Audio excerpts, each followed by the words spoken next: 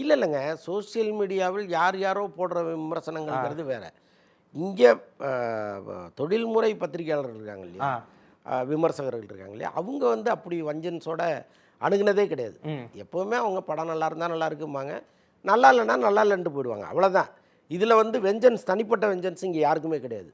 ஆனால் சோசியல் மீடியாவில் இப்போ சூர்யா வந்து மத்திய ஆளும் கட்சிக்கு எதிராக சில கருத்துக்களை எப்போவோ சொன்னதை இன்னைக்கும் மனசில் வச்சுக்கிட்டு அவருடைய படங்கள் வரும்போது அடிக்கிறாங்க. இப்போ கேபி பாலா விஷயத்திலேயே அந்த படத்தில், காந்தி கண்ணாடி படத்தில் டிமானிட்டேஷன் பற்றி பேசியிருக்காங்க. ஓகே, அதில் வந்து சில டைலாக்ஸ் எல்லாம் வருது. ஸோ அதன் காரணமாக ஒரு கூட்டம் கிளம்பி தான் வந்து அடிக்குது. டேய் நீ அப்படிப்பட்டவன், இப்படிப்பட்டவன், நீ உன்னுடைய முகத்திரை கிழிஞ்சிருச்சு, அப்படி இப்படிலாம் நிறைய பேர் பேசுகிறது அதன் காரணமாக தான்.